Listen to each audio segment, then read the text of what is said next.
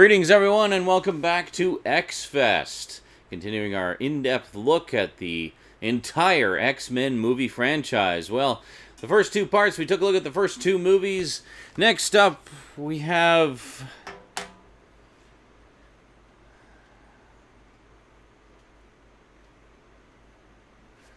You know what? Here, let's take a look at this instead. Let's do the X-Men cartoon. You know, I love the X-Men cartoon. You guys like the X-Men cartoon? Let's do a closer look at all 5 volumes of the X-Men animated series from the 90s. Go.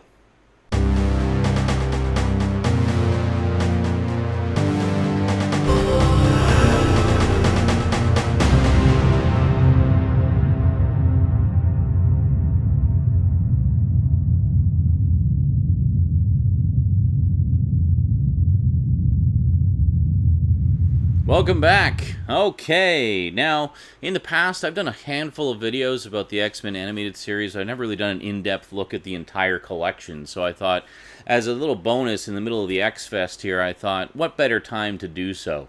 I think it's kind of long overdue, don't you? So, yeah, back in the day, I actually did a rant video talking about how, you know, we've had all these X-Men movies. Where the hell's the animated series on DVD?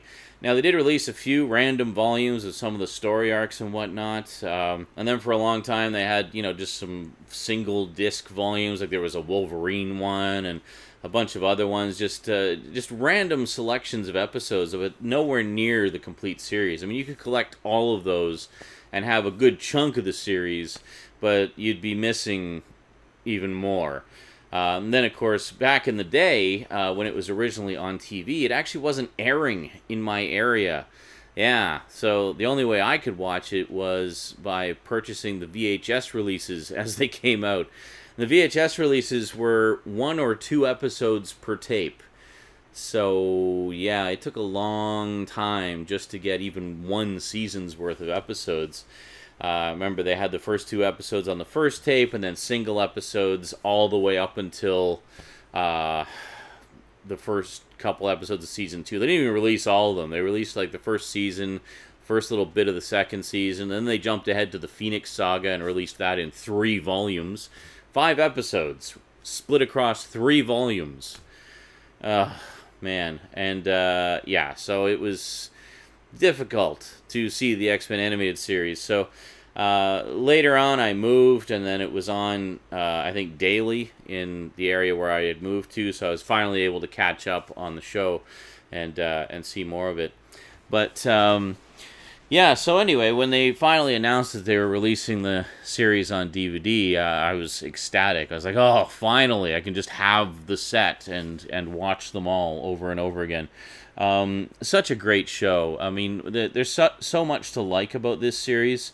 I mean, at the time, the animation was pretty damn good. It was easily on par with the Spider-Man animated series, which followed shortly after this. Well, actually kind of ran concurrently with it, but started a year or 2 after the X-Men did. And the thing that I really liked about it was it actually adapted a lot of the big, famous, notable, fondly remembered story arcs from the series. So you had Days of Future Past, for example. You had the whole Age of Apocalypse storyline. You had both Phoenix Sagas, the Phoenix Saga and the Dark Phoenix Saga. You had Proteus. It just goes on and on and on. So basically all the big major story arcs that were remembered from the comics up to that point were adapted here in some form.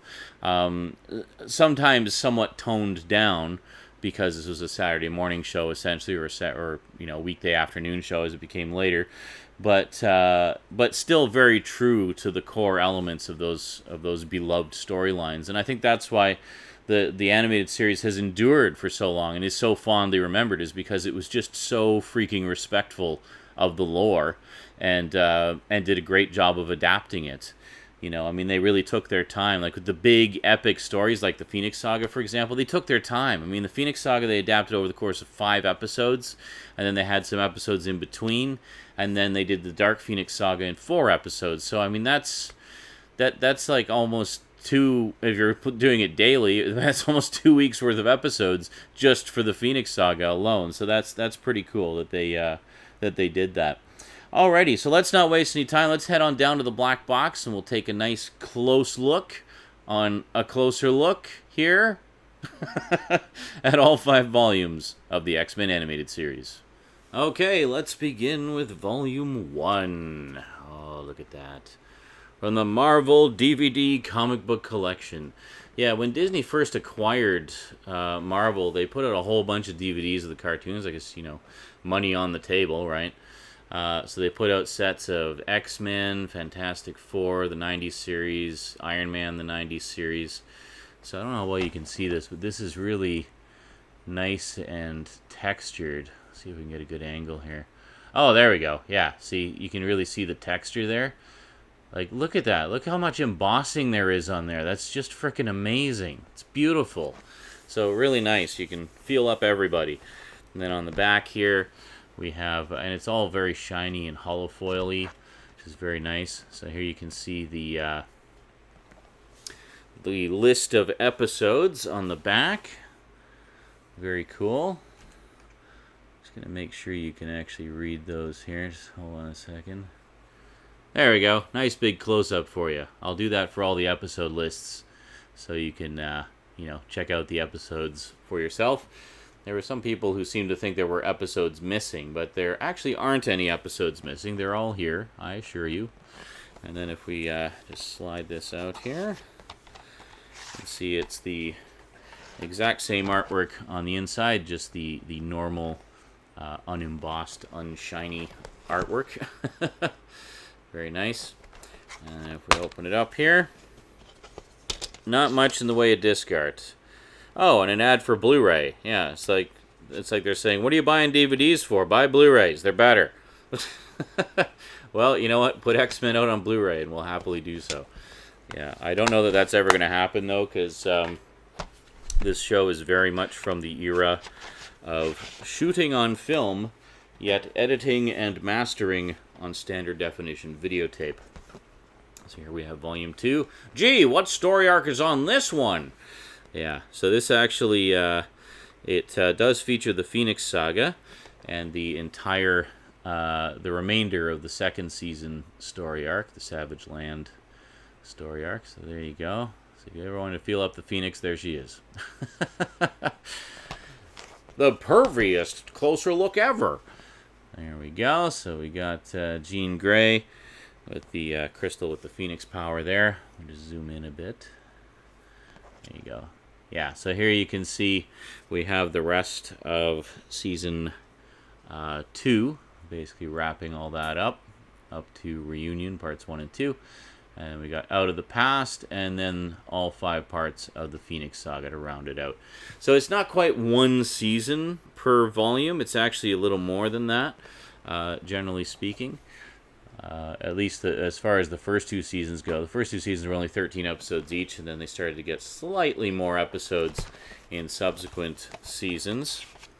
And then if we take a look at this one as well, same thing here. We've got this lovely artwork. I gotta say, I really love the package art that they did on these. They look fantastic. Like, the covers are just beautiful. Oh, we got the old clips there. Haven't seen those for a while. And then again, inexplicable ad for Blu-ray, and some very boring disc art. So there we go. So we'll put that back in there. Okay. And carrying on, we have Volume 3. Here we go. Again, very, very nice. Oh, you can see we're getting some Apocalypse action here. We actually meet Apocalypse in the first season of this, and then so Apocalypse kind of figures into the first season, and then Mr. Sinister is the big villain in the second season. Third season is primarily all about the various Phoenix sagas. So here we got Dark Phoenix.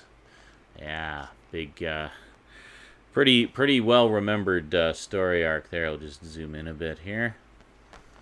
There you go. So we got Savage Land, Strange Heart, and the Dark Phoenix Saga, and One Man's Worth. Finally meet up with Nightcrawler there. Very cool.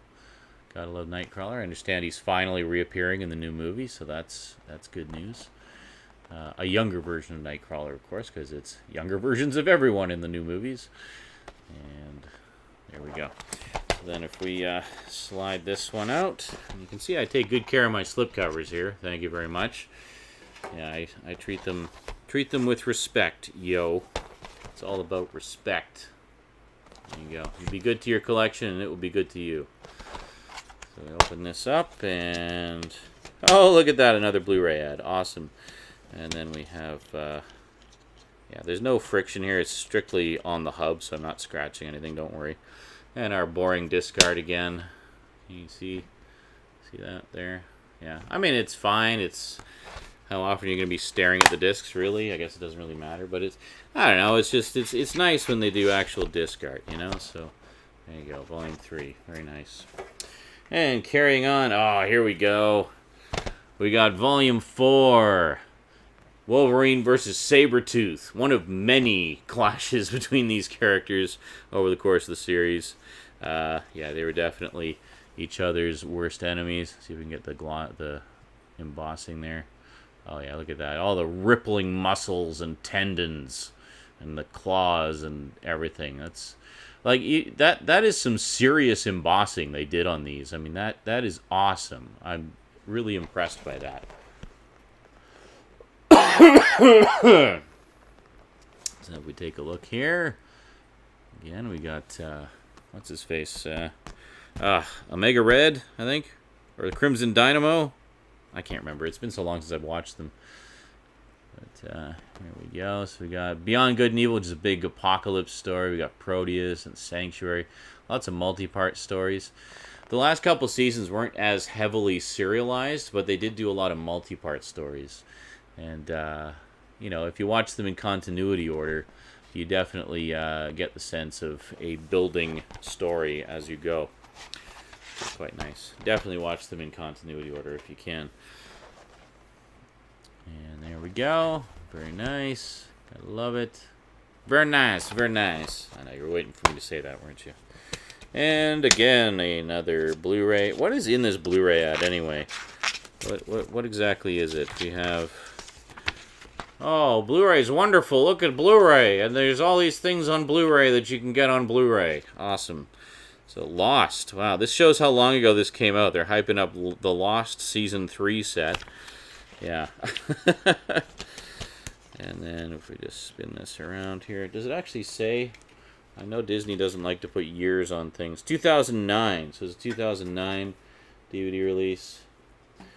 Yeah, they actually released all 5 volumes of this in the span of a year, which is pretty impressive. Like, considering how long we had to wait for this series to come to DVD, I was really happy that they wasted no time in bringing it out once they finally decided to do it.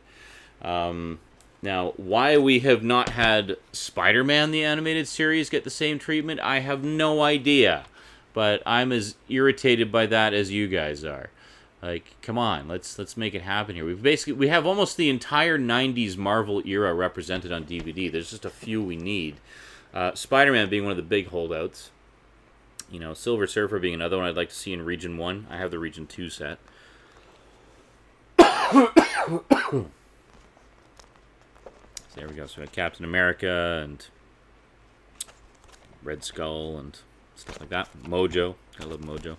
I actually did collect the original Longshot miniseries back in the day. I don't have it anymore, sadly. I sold it many moons ago. But that was my introduction to Arthur Adams and the world of Longshot. Just really, really good miniseries, 6-issue miniseries. And I think it was actually Arthur Adams' sort of first work for Marvel, if I remember correctly. Or it's certainly pretty early in his career anyway. I mean, he later made a name for himself on the various X-Men titles. But his work in that Longshot miniseries was awesome. Not to mention, it was just a really good miniseries. I really liked that a lot. It's written by Ann Nocenti. There you go. And one last look here. We got... Oh, Blu-ray! Yeah, and our boring disc art again. Our non-disc art. Yeah. Great stuff. Alright, and then, as a little bonus here that I didn't mention because I wanted to surprise you, we have this, Spider-Man, Mutant Agenda. Speaking of Spider-Man the Animated Series, this is a couple episodes of Spider-Man the Animated Series that actually guest stars the X-Men. I think it's in the middle of the Neogenic Nightmare storyline, and he hears about Professor X and goes to see him to see if Professor X can cure him. And, well, Professor X informs him, well, that's not really what I do. It's kind of, you're stuck with your powers and your life the way it is. Sucks to be you. So anyway, one of a few episodes of Spider-Man that guest starred the X-Men. I think this is the only sort of, like, proper crossover they did. They also did the 3-part Secret Wars story arc that I believe the X-Men appear in that as well. But this is really the main crossover story that they did. So obviously I needed to have this in the collection. Very nice red case here. And oh my god, actual disc art. Look at that. Yeah, so this is kind of a weird... this is like a Canadian-only release. You can probably still find this online if you poke around a bit. And they just randomly throw in some episodes of Iron Man. That's the 90s series. So kind of weird. There's a few volumes of the 90s Spider-Man that are only available in Canada like this. This is one of them. I've got another one called The Cat, which was sent to me by a viewer a while back. Very nice. And yeah, and then other than that, much like the X-Men, we just have a bunch of single discs of random episodes. And it seems like every time there's a new Spider-Man movie, Disney re-releases those single disc volumes, yet still refuses to give us the entire series. What are up with that? Seriously, like, come on. Let's make it happen here. So here, we'll take one final look. I'll just pull way back, and you're going to see all the crap on the floor. No, not really. Alright, so we got volumes 4 and 5 there. And, hold on, volume 2.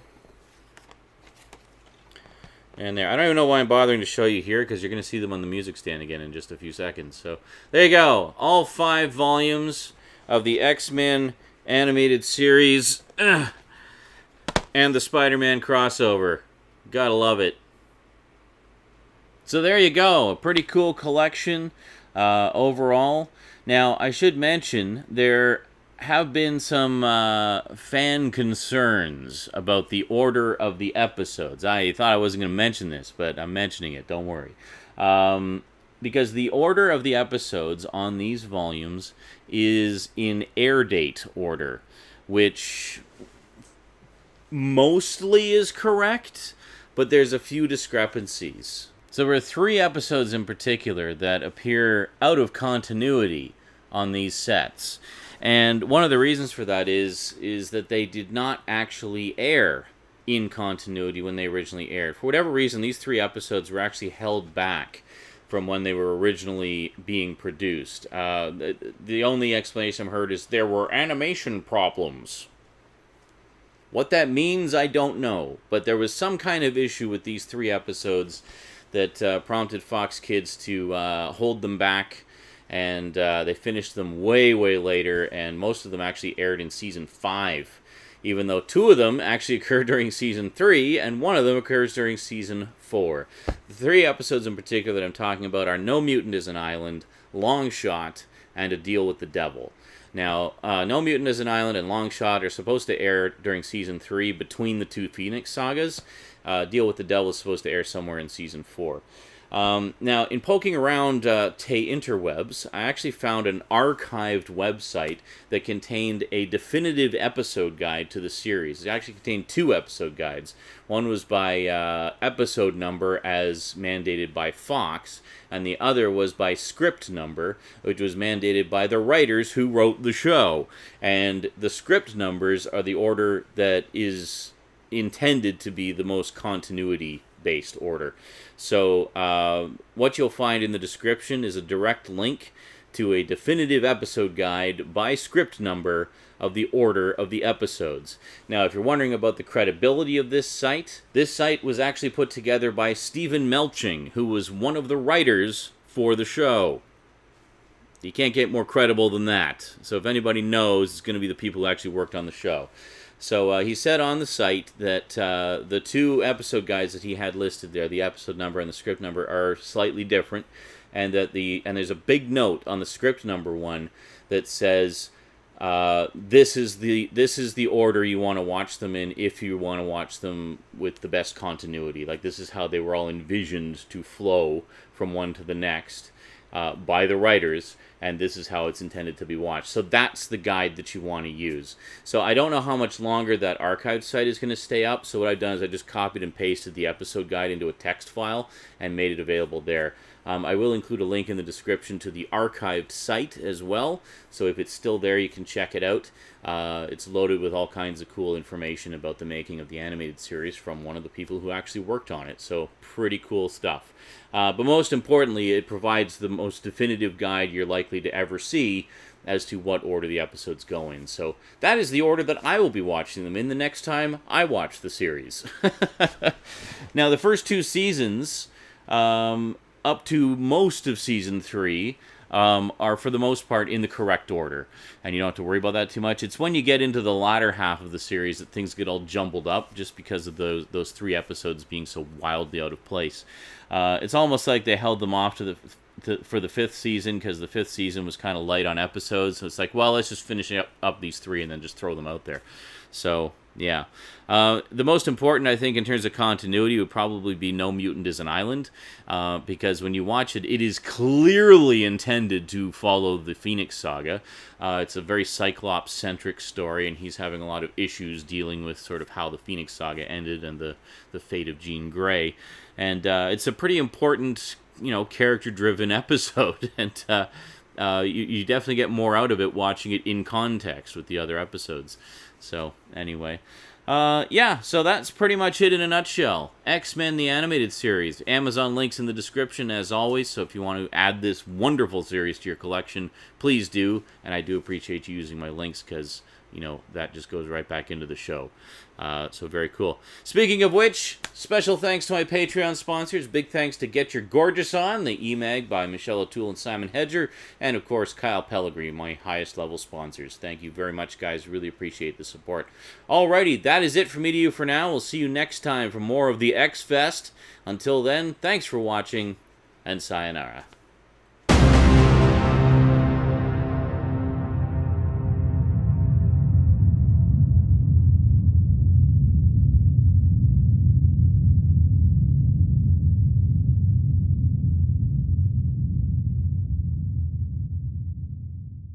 Greetings, everyone, and welcome back to X-Fest. Yes, as we are continuing my in-depth review series on every single movie in the X-Men trilogy.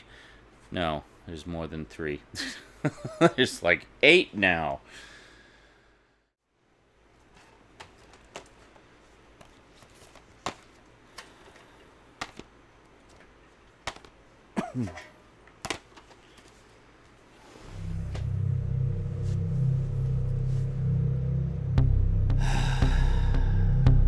So we meet again.